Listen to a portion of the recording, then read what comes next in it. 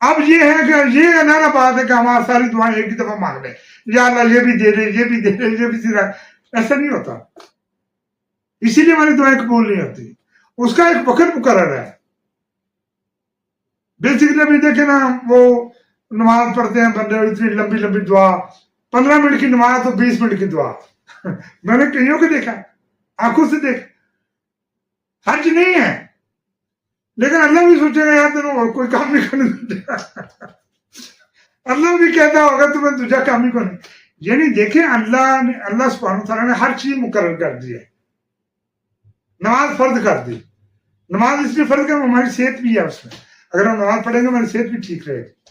ہم ہاتھ دھوئیں گے. پرانے وقتوں کی بات کرو، آج کل تو پرفیومز ہیں، آج کل تو بیڈ ہیں، آج کل تو اے سی لگے ہوئے ہیں، آج کل تو شاور ہیں، ہم دونوں دفعہ شاور لیتے ہیں. اب تو وہ لیتی رہی نہیں، اب تو وہ نپاکی رہی نہیں، کم ہو گئی. شاور ہیں، کموڈ ہیں، ان میں شاور لگے ہوئے ہیں. اب تو وہ بہت سلسلہ بدل گیا.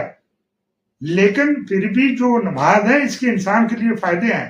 اللہ سبحانہ تعالیٰ کی تو ہم تسبیح کرتے ہیں، اس کو سجدہ کرتے ہیں، لیکن انسان کی ذات، ابھی یہ روزوں کی 12 مہینے ہم کھاتے ہیں، ہماری انتڑیوں میں وہ چیزیں جمع ہوتی رہتی ہیں، وہ نقصان دیتی ہیں.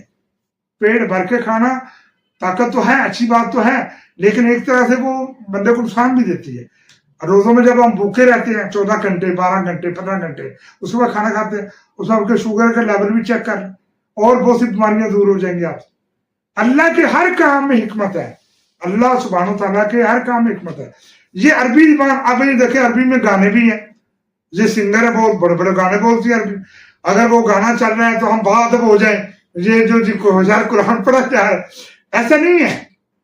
اگر بیت الخلاء کے باہر آپ لکھ دیں عربی میں تو ہم سمجھیں یہ کو قرآن کی آیت لکھی گی، نعوذ باللہ. ایسا نہیں ہے.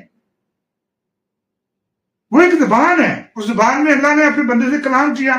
تو ظاہر ہے محمد صلی اللہ علیہ وسلم کی جو نبی تھے، جو ہمارے پیغمبر ہیں، ان کی لینگویج تھی عربی، اس لیے اللہ نے عربی میں ان سے کلام کیا. اگر ان کی لینگویج انگلش ہوتی، وہ انگلینڈ میں ہوتے، تو اللہ انگلش میں ان سے خطاب کرتا. ایسا نہیں ہے. پھر یہ دیکھیں، یہ کوئی ضروری نہیں ہے ترجمانی آپ کریں، لیکن یہ نہیں کہ آپ عربی کو بالکل ہی چھوڑ دیں. جو آپ کی قرآنی یاد ہے ان کو پڑھنا ویسے بھی ثواب ہے، لیکن آپ ترجمہ بھی یاد کریں گے تو ڈبل ثواب، آپ کو ڈبل سمجھ آ جائے گی. ثواب بھی ملے گا اور آپ کو سمجھ بھی آ گیا آپ نے کیا پڑھا. تو اس سے زیادہ میں کیا کر سکتا ہوں، یہی ڈیٹیل